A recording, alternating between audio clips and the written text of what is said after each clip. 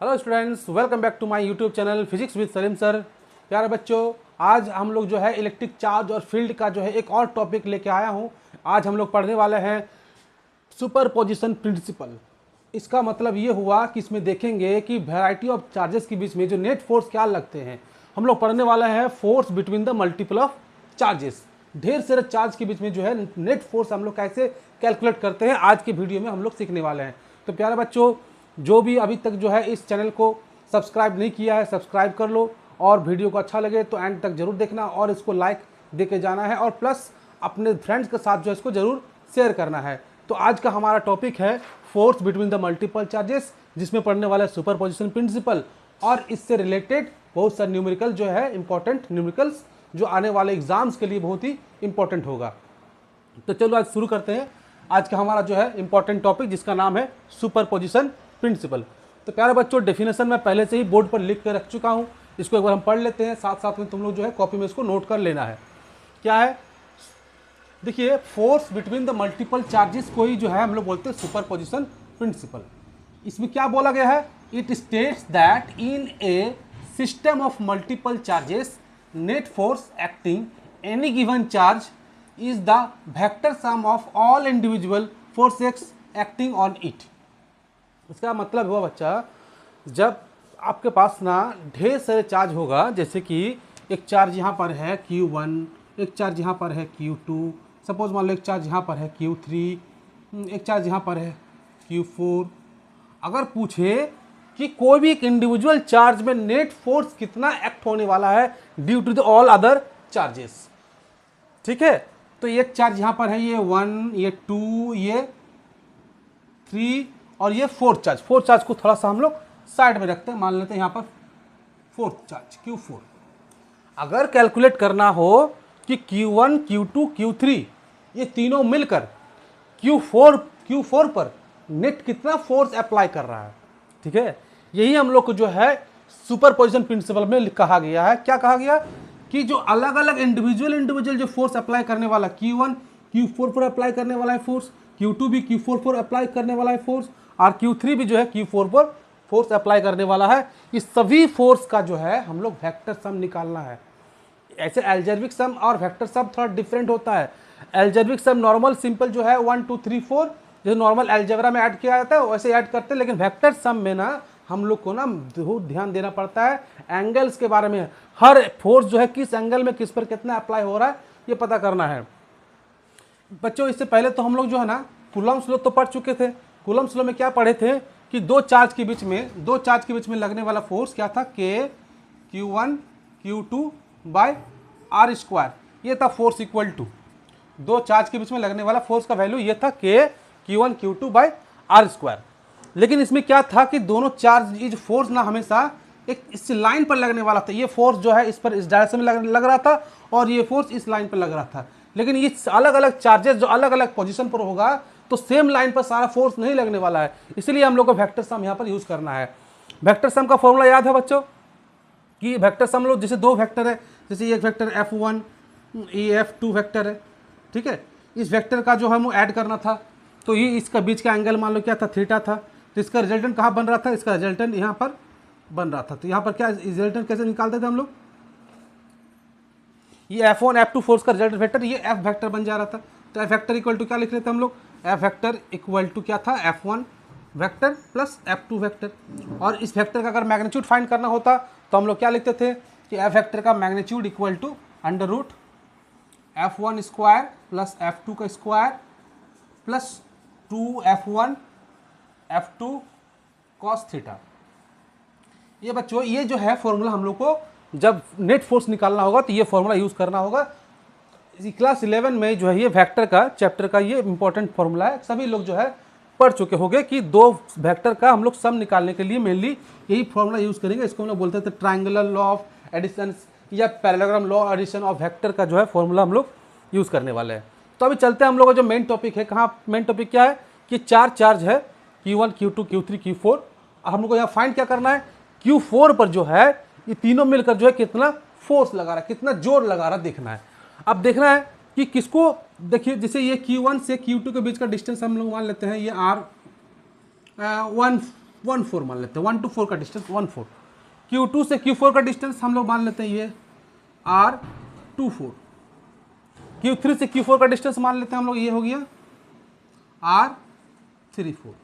तो प्यारा बच्चों देखो Q1 जो Q4 पर जो फोर्स अप्लाई करने वाला है तो इसी लाइन में इसी डायरेक्शन में अप्लाई करने वाला है, क्योंकि दोनों का चार्ज हम लोग मान लेना क्या सिमिलर चार्ज है, दोनों का नेचर सेम है, ये भी पॉजिटिव ये भी पॉजिटिव होगा। तो क्या करने वाला है, ये इसको जो है इस डायरेक्शन में इसी लाइन में रिपल करने वाला है। तो रिपल करके फोर्स का डायरेक्शन इस डायरेक्शन में जाने वाला है। तो इसको हम लोग मान लेते हैं ना, ये जो फोर्स अप्लाई कर रहा है इस डायरेक्शन में, इसको हम लोग मान लेते हैं F1, ठीक है, F1 वेक्टर फॉर्म में लिखते हैं, ठीक है। अब Q2 भी जो है Q4 पर फोर्स अप्लाई करने वाला है, किस डायरेक्शन में अप्लाई करने वाला है, इसी लाइन पर ही फोर्स अप्लाई करने वाला है, स्ट्रेट लाइन, इसी लाइन पर जाना है स्ट्रेट लाइन। तो ये ऐसे हो जा रहा है, ये हो गया तुम्हारा F2, ठीक है। और Q3 भी जो Q4 को धक्का देने वाला है या फोर्स लगाने वाला है, धक्का देगा किस डायरेक्शन में धक्का देगा, इसी लाइन पर धक्का देगा, मतलब इस लाइन से फोर्स एक्सर्ट करने वाला है। ये हो गया F3। तो अब पता करना है कि Q4 पर जो नेट फोर्स कितना लग रहा है। अगर सपोज मान ले Q4 पर नेट फोर्स F लग रहा है तो F इक्वल टू क्या होगा, F इक्वल टू हम लोग बोलेंगे F1 vector plus F2 vector plus F3 vector, ये वेक्टर सम अप्लाई करना है। अगर इसका फिर हमको मैग्नीट्यूड निकालना है तो मैग्नीट्यूड निकालने के लिए ये फॉर्मूला अप्लाई करेंगे। इसमें 3 फॉर्मूला है, पहले 2 फॉर्मूला का यूज़ करेंगे, फिर जो आंसर आएगा उससे फिर जो है थर्ड का हम लोग सॉल्व करेंगे।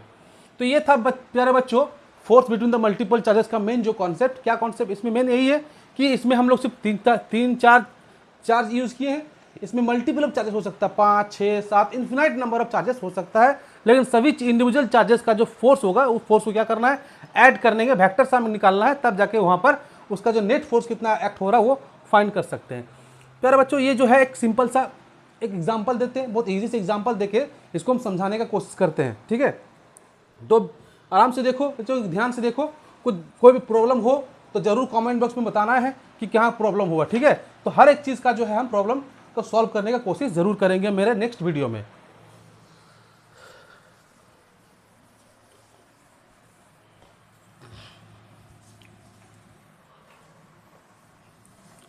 जैसे एक एग्जांपल लेते हैं, इसका अलग अलग एग्जांपल देखेंगे हम लोग, ट्रायंगल्स पर देखने वाले हैं, स्क्वायर रेक्टेंगल अलग अलग फिगर पर जो है इसको हम लोग सॉल्व करने वाले हैं। सपोज मान लो एक ट्रायंगल तुम्हारे पास है, ट्रायंगल शेप में इक्विलेटरल ट्रायंगल, सबका साइड है L, लेंथ L है, ठीक है, और हर वर्टिसेस पर एक चार्ज रखा हुआ है, सबका वैल्यू Q है, Q Q Q। अगर ये तुम्हें पूछा जाए कि इसका जो है सेंट्रॉइड पर, इसका सेंट्रॉइड पर एक चार्ज रखें Q, सेंट्रॉइड कहाँ पर बनेगा, सेंट्रॉइड बनेगा ये दोनों जहाँ पर जो है तीनों जो है मीडियन आपस में मीट करता है वो होगा सेंट्रॉइड, ये Q। यहाँ पर एक चार्ज और रखा हुआ है, तो इस पर लगने वाला नेट फोर्स क्या होगा, ठीक है बच्चों, इस पर लगने वाला नेट फोर्स क्या होगा। तो देखो बच्चों कि इस सेंट्रॉइड पर लगने वाला फोर्स तो नेट फोर्स तो हम लोग ऐसे ही बोल सकते हैं, नेट फोर्स क्या होगा, 0, नेट फोर्स 0। कभी भी अगर इक्विलेटरल ट्रायंगल हो, तीनों वर्टेक्स का सब चार्ज इक्वल हो, सिमिलर हो, नेचर हो, तब कभी भी जो है वर्टेक्स पर जो है सेंट्रॉइड पर जब नेट फोर्स निकालना होगा तो क्या होगा, 0। इसी तरह अगर स्क्वायर हो, स्क्वायर का भी जगह सेंटर में अगर कोई फोर्स निकालने बोला जाए, इस जगह पर कोई चार्ज रखा हुआ है Q और यहाँ पर चार्ज अलग अलग दिया हुआ Q Q Q Q, इस केस में भी जो है नेट फोर्स क्या होगा, 0। पर बच्चों मैं जस्ट ऐसे बता रहा हूँ कि नेट फोर्स 0, इसको कैसे कैलकुलेट करते हैं वो भी हम लोग पढ़ने वाले हैं, ठीक है। तो ये बस ट्रिक की तरह याद रखना है कि कभी भी जो है इक्विलेटरल ट्रायंगल का अगर सारा वर्टेक्स में इक्वल चार्ज हो और सेंट्रॉइड में फोर्स निकालना हो, या स्क्वायर का भी चारों वर्टेक्स में इक्वल चार्ज हो और उसको सेंटर में फोर्स निकालना हो, तो उस केस में जो नेट फोर्स हमेशा क्या आएगा, 0 आएगा। अब क्यों 0 आ रहा है, कैसे 0 आ रहा है, वो हम लोग जो है आप देखने वाले हैं, ठीक है। तो सबसे पहले क्या करना है हमको कि इस पॉइंट पर कितना फोर्स लग रहा है ये फाइंड करना है। कौन कौन, ये चार्ज कितना फोर्स लगा रहा है, ये चार्ज कितना फोर्स लगा रहा है और ये चार्ज कितना फोर्स लगा रहा है, अलग अलग इंडिविजुअल फोर्सेस पहले हम लोग फाइंड करेंगे। तो देखो बच्चों ये जो इस पर फोर्स लगाने वाला है कैसा है, दोनों चार्ज तो सेम है, ये भी पॉजिटिव ये भी पॉजिटिव, इसका मतलब इसमें रिपल होने वाला है, रिपल किधर करने वाला है, इसी लाइन पर ही करने वाला है। तो ये लाइन को सीधा इसी डायरेक्शन में फोर्स अप्लाई करने वाला है, इसको हम लोग मान लेते हैं F1, ठीक है। उसके बाद जो है नेक्स्ट ये चार्ज भी इस पर फोर्स अप्लाई करने वाला है, किधर अप्लाई करने वाला है, और रिपल्सन होगा, रिपल करेगा, तो रिपल होगा तो इसी लाइन पर ही, इस लाइन पर ही फोर्स अप्लाई होगा, इस तरह से। ये मान लेते हैं हम लोग F2, ठीक। और क्या, अब ये भी जो इस पर फोर्स अप्लाई करने वाला है, किधर अप्लाई करने वाला है, तो इस डायरेक्शन में अप्लाई करने वाला है, हो गया F3, ठीक है बच्चा, समझो।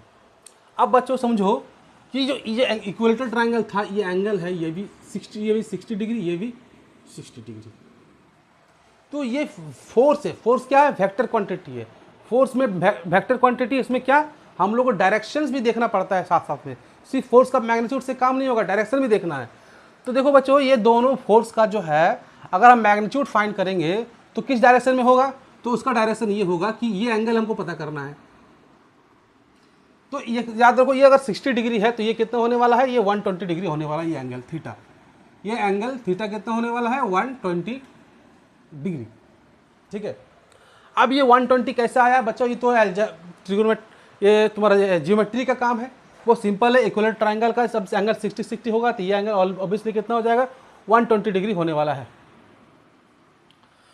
अब कैसे 120 डिग्री हुआ पता करने के लिए सिंपल है, ऐसे कर लेते हैं हम लोग। देखो एक तरीका बता देते हैं, जैसे ये 30 डिग्री होगा, 60 था आधा आधा, तो ये भी कितना हो जाएगा, 30 होगा, 30 कितना हो गया, 60। एक ट्रायंगल का तीनों एंगल का सम 180, तो 180 से 60 माइनस करो तो क्या होगा, ये एंगल 120, तो वर्टिकल अपोजिट एंगल इक्वल होता है, तो ये भी कितना हो जाएगा, 120, ठीक है।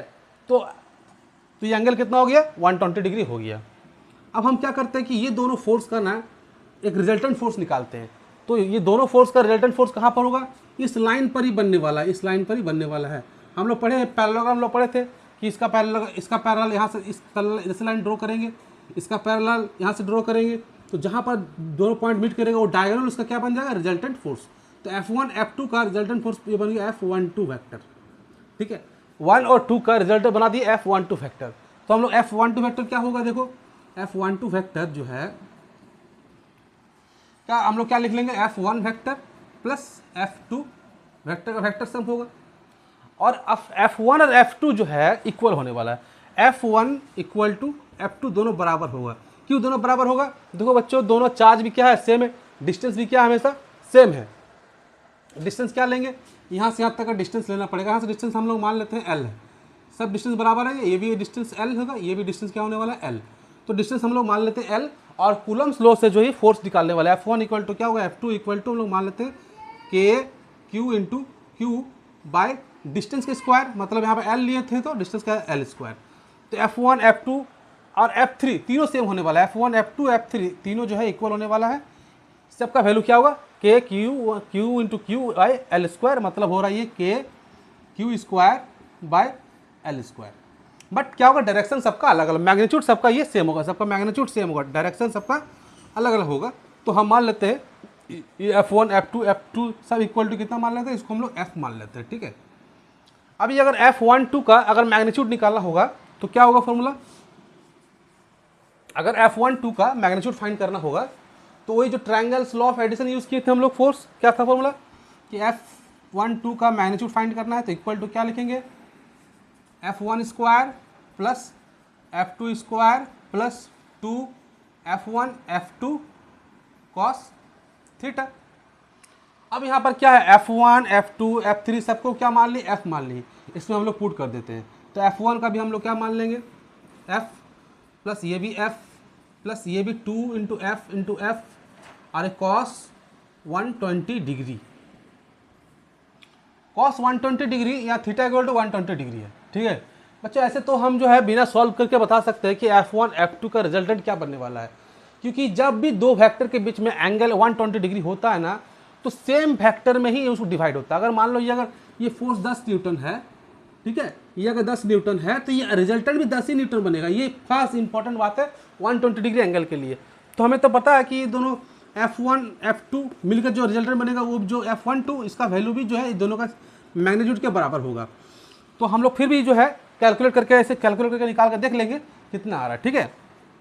तो देखो सॉल्व करो, तो एफ स्क्वायर मतलब ये हो जा रहा है 2F स्क्वायर प्लस ये भी हो जा रहा है 2F स्क्वायर इंटू कॉस 120 का वैल्यू होता है -1/2, ठीक है। अब इसको आगे सॉल्व करते हैं। तो ये हो जाएगा, क्या हो जाएगा 2f², यहाँ से 2 कैंसिल हो जाएगा, तो बन गया कितना यहाँ पर, ये प्लस और माइनस में माइनस, माइनस f², तो हो जा रहा है ये 2f² माइनस f², तो f² का स्क्वायर रूट हो जाएगा f। तो देखो बच्चों f1 f2 f3 का वैल्यू f था और f1 2 का वैल्यू भी क्या आया, f आया। इसका मतलब ये f3 भी क्या है, f है, और f1 2 का वैल्यू भी क्या आया, f है। अब देखो दोनों फोर्स का डायरेक्शन देखो एकदम एक दूसरे का क्या है, टोटली ऑपोजिट डायरेक्शन में है। f1 अगर नॉर्थ में है, f1 2 साउथ में है, या ईस्ट तो वो वेस्ट है, मतलब टोटली ऑपोजिट डायरेक्शन में है। तो अगर ये पॉजिटिव माने तो ये क्या हो जाएगा, नेगेटिव। तो नेट फोर्स क्या हो जाएगा तुम्हारा, net force F minus F equal to क्या हो गया, 0। तो सेंट्रोइड में लगने वाला नेट फोर्स क्या हो जाएगा, 0। तो प्यारे बच्चों ये क्वेश्चन बहुत इंपॉर्टेंट था, बस अपना बेसिक अपना कॉन्सेप्ट को क्लियर करने के लिए इंपॉर्टेंट था। एक बार और फिर से हम सिंपल लैंग्वेज में समझा देते हैं।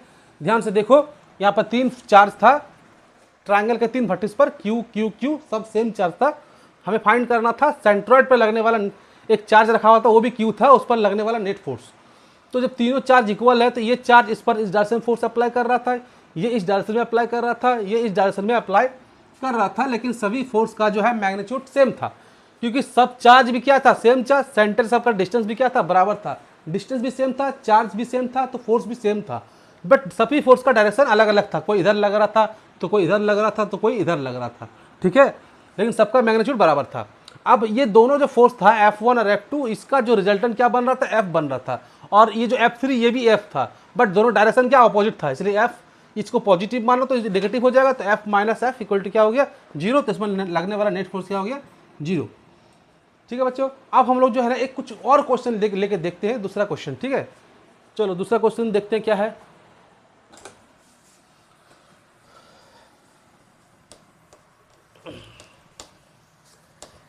एक इस तरह सिंपल क्वेश्चन, इसी टाइप का क्वेश्चन लेते हैं। जैसे मान लो यहाँ एक ट्रायंगल है यहाँ पर, ठीक है, यहाँ पर जो है 10 माइक्रोकूलम एक चार्ज है, यहाँ मान लो एक 5 माइक्रोकूलम चार्ज है, यहाँ मान लो तो माइनस 10 माइक्रोकूलम चार्ज है, ठीक है। इस ये भी इक्विलेटरल ट्रायंगल है, सभी एंगल कितना करके 60 डिग्री है, ये भी एंगल 60 है और ये भी एंगल 60 है।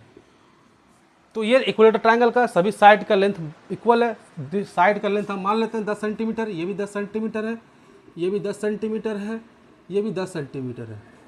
तो प्यारे बच्चों वीडियो को पॉज करके एक बार जरूर कोशिश करना है इस सम को सॉल्व करने के लिए कि इसमें क्या फाइंड करना है। फाइंड ये करना है कि find net force act on -10 microcoulomb charge. इस चार्ज पर कितना नेट फोर्स लग रहा है ये हम लोग को यहाँ पर फाइंड करना है। तो जब भी चार्जेस का जो है फोर्स निकालना होगा तो फोर्स का डायरेक्शन देखना है, अट्रैक्टिव है या रिपल्सिव ये भी देखना है, और किस डायरेक्शन में फोर्स लग रहा है ये देखना है। अगर उसको कंपोनेंट में डिवाइड कर लोगे तो सॉल्व करना बहुत ही आसान हो जाएगा। कैसे, देखो यहाँ पर जैसे ये 10 माइक्रोकूलम पॉजिटिव है, ये 10 माइक्रोकूलम नेगेटिव है, तो इसमें कैसा फोर्स लगने वाला है, अट्रैक्टिव और रिपल्सिव, तो इसमें अट्रैक्टिव लगने वाला है, ठीक है। तो अट्रैक्टिव मतलब ये क्या करेगा, इसको अपने तरफ अट्रैक्ट करेगा, मतलब इस पर लगने वाला फोर्स कैसा होगा, ऐसा होगा, इसको अपने तरफ खींचने वाला है, ठीक है। और ये P ये पॉजिटिव ये नेगेटिव है, तो ये भी क्या करने वाला है, इसको अपने तरफ ही खींचने वाला है, मतलब ये फोर्स भी इसको अपने तरफ खींचेगा। ये हो जाएगा F, हम इसको मान लेते हैं F1 था, ये मान लेते हैं F2, ठीक है।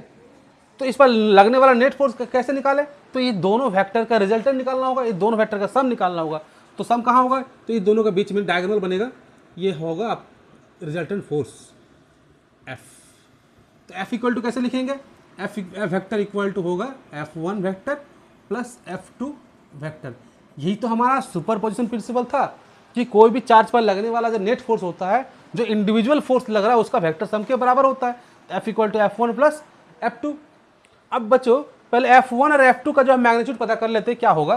तो F1 का मैग्नीट्यूड कैसे निकालेंगे, तो इसमें हम लोग जो है कूलम्स लॉ अप्लाई करेंगे। कूलम्स लॉ क्या था, K Q1, तो F1 निकाल रहे हैं, मतलब ये निकाल रहे हैं, Q1 कितना इसमें 10 माइक्रोकूलम, जहाँ माइक्रोकूलम आए कूलम करने के लिए 10 to the -6 लगा दो, K Q1 हो गया इंटू Q2 कितना है, ये भी माइक्रोकूलम 10 माइक्रोकूलम, तो 10 × 10 to the -6 by r square, r मतलब डिस्टेंस, दोनों चार्ज का डिस्टेंस कितना था 10 सेंटीमीटर था ना, तो 10 सेंटीमीटर का मतलब होता है, इसको मीटर में चेंज करना है तो 10⁻⁻² का ये हो गया स्क्वायर। अब इसको थोड़ा सिंप्लीफाई करते हैं तो यहाँ पर के का वैल्यू नहीं बिठाएं, के का वैल्यू बिठा देते हैं यहाँ पर। तो के का वैल्यू कितना होता है, के का वैल्यू होता है 9 × 10⁻⁹। अब इसको सॉल्व करते हैं। तो सॉल्व करने का टाइम ना बड़ा ध्यान रखना है कि क्या ध्यान रखना है कि पहले पावर जो है सॉल्व कर लेना है, ठीक है। तो पावर सॉल्व कर लेते हैं। अब यहाँ पर देखो क्या हो रहा है, इसको लिख लेते हैं 9 और यहाँ पर लिख लेते हैं 10 पावर गिन लेते हैं। देखो यहाँ पर 10 मतलब पावर 1 है, 1 1 2, तो पहले प्लस वाला गिन लो, 9 और 1 10, 10 1 11, तो 10 कितना हो गया 11। और यहाँ पर कितना था माइनस में -6 -6 तो -12, तो ये हो गया -12 बाई, नीचे कितना है, नीचे है 10 × 10⁻², तो इसको पहले ऐड कर लेते हैं। देखो यहाँ पर, ठीक है, ऐसे लिख लेते हैं 10 का स्क्वायर इंटू 10⁻² का स्क्वायर, तो 10⁻⁴ ऐसा बन गया, ठीक है। अब फिर से पावर कैलकुलेट कर लेते हैं। देखो यहाँ पर 9 × 10⁻11 -12 तो -1, ठीक। अब ये -4 ऊपर जाएगा तो क्या हो जाएगा, -4 ऊपर जाएगा तो +4, तो ये +4 और यहाँ पर +2 तो और था, ये ऊपर जाएगा तो क्या बन जाएगा -2। अब इसको सॉल्व कर लेते हैं। तो -4 -2 2 बचा, 2 - 1 1, तो हो गया 9 × 10⁻1, मतलब 9 × 10 90 न्यूटन। तो इसका मतलब ये हुआ कि F1 जो है 90 न्यूटन है, ठीक है। अब इसी तरह से जो है हम लोग F2 फाइंड कर लेंगे। तो F2 जब फाइंड करना होगा तो Q1 5 माइक्रोकूलम होगा और Q2 10 माइक्रोकूलम होगा, ठीक है। तो सिमिलर वे से जो है हम लोग F2 भी फाइंड कर लेते हैं। तो F2 का भी वही लिखेंगे, K का वैल्यू 9 × 10⁻9, Q1 था 5, तो 5 × 10⁻⁻6, Q2 तो वही था 10 × 10⁻6, R कितना हो जाएगा, R हो जाएगा वही 10 × 10⁻² का होल स्क्वायर। यार बच्चों इसको अगर सिंप्लीफाई करें तो क्या आएगा, देखो जैसे ये 9 था तो इसका जो है हाफ आएगा। क्यों हाफ आएगा, क्योंकि इसमें एक चार्ज तो सेम है, यहाँ इस केस में ये भी 10 ये भी 10 था। अब सब केस में ये 5 या 10, मतलब एक चार्ज का हाफ हो गया, तो ये फोर्स भी क्या होगा, हाफ होगा। तो उसको बच्चों आप कैलकुलेट कर लेना है, कैलकुलेट करके देखना है आंसर से क्या आएगा, इसका हाफ आएगा, मतलब आएगा 45 न्यूटन। तो F1 और F2 दोनों हम लोग को मिल चुका है। अब क्या करना है, इस रिजल्टेंट फोर्स F निकालना है। तो बच्चों कॉपी में नोट डाउन कर लो, इसको हम जो है मिटाने वाले हैं, ठीक है। तो इसको चलो हम लोग मिटा देते हैं, ठीक है। तो इसको मिटा देते हैं। अब क्या करते हैं, इसमें F जो है इक्वल टू फॉर्मूला था मैग्नीट्यूड निकालने का, फॉर्मूला क्या था, ये फॉर्मूला था हम लोग का F1 स्क्वायर प्लस F2 का square plus 2F1 F2 cos theta, ये हम लोग का मेन फॉर्मूला था रिजल्टेंट फोर्स निकालने के लिए। क्या था, अब इसमें F1 कितना था, F1 था हम लोग फाइंड कर चुके थे, F1 90 न्यूटन, ठीक है, और F2 था 45 न्यूटन। अब इसमें क्या करना है, F1 F2 मालूम है, थीटा चाहिए। थीटा मतलब कौन सा, थीटा मतलब हुआ उन दोनों फोर्स का बीच का एंगल। तो बीच का एंगल कितना था 60 डिग्री, तो यहाँ पुट कर देते हैं हम लोग।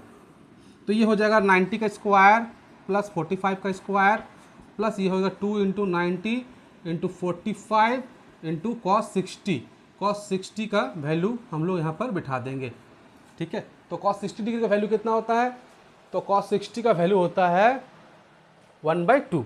तो यहाँ पर 1/2 पुट कर देते हैं। तो ये 90 का स्क्वायर 8100, 45 का स्क्वायर 2025। अब ये 1/2 कर देते हैं, तो 1/2 करने पर 2 × 90 × 45 मल्टीप्लाई बाय 1/2। 1/2 कहाँ से आया, cos 60 डिग्री का वैल्यू 1/2 पुट किए, 2 क्या हो गया, कैंसिल आउट हो गया। अब ये दो सबको ऐड कर लेते हैं, तो 8100 प्लस 2025 प्लस 9 5 जा 45, 9 4 जा 36 और 4 40 0। तो अभी इस सभी को ऐड करते हैं, ऐड करने के बाद क्या होगा आंसर इसका, इधर देख लेते हैं। अगर ऐड करते हैं तो ये हो जाएगा 055 5 और 2 7 7 0 7, ठीक है। उसके बाद 001 4 2 6 6 8 14, 14,175 न्यूटन आया। अब इसका स्क्वायर रूट निकालेंगे, तो इसका स्क्वायर रूट फाइंड करके इसका जो एग्जैक्ट आंसर हम लोग को मिल जाएगा। स्क्वायर रूट बच्चों तुम लोग घर पे फाइंड करना, फिर बता कितना होगा इसका आंसर। इसका आंसर तो 2 1 पेयर 2 पेयर 3 पेयर, इसका अगर आता है डिवीजन मेथड से, डिवीजन मेथड यूज़ करके इसका जो है सॉल्व कर लेना, क्योंकि इसका आंसर आएगा मोटा मोटी जो है 121 144, 12 का स्क्वायर होता है 112, 120 का होगा तो 144 और 2 0, ठीक है 14,400 होता है 12 का, तो मोटा मोटी जो है 120 का नहीं 119 पॉइंट समथिंग कुछ आएगा, ठीक है 119.5 हम लोग न्यूटन लिख लेते हैं। तो ये अप्रॉक्सीमेट वैल्यू है 119.5 न्यूटन समथिंग कुछ आएगा। देखो बच्चों 14,400 का होता है 120, तो मोटा मोटी याद रखना है कि वो 14,400 से कुछ कम है, तो हम लोग 120 से कुछ कम रख लिए, 119.5 न्यूटन रख लिए। एग्जैक्ट आंसर तुम लोग बच्चों फाइंड कर लेना, ठीक है। तो ये आज का क्वेश्चन इंपॉर्टेंट क्वेश्चन था, और नेक्स्ट वीडियो में इसी सुपरपोजिशन प्रिंसिपल बेस्ड जो है और भी कुछ इंपॉर्टेंट क्वेश्चन हम लेके आने वाले हैं। तब तक जो है इस चैनल को सब्सक्राइब कर लो, बेल आइकन को भी दबा देना, ताकि जो है फ्यूचर में नोटिफिकेशन आ जाए, और दोस्तों के साथ इसको जरूर जो है शेयर करना। फिर मुलाकात होगा नेक्स्ट वीडियो में, तब तक के लिए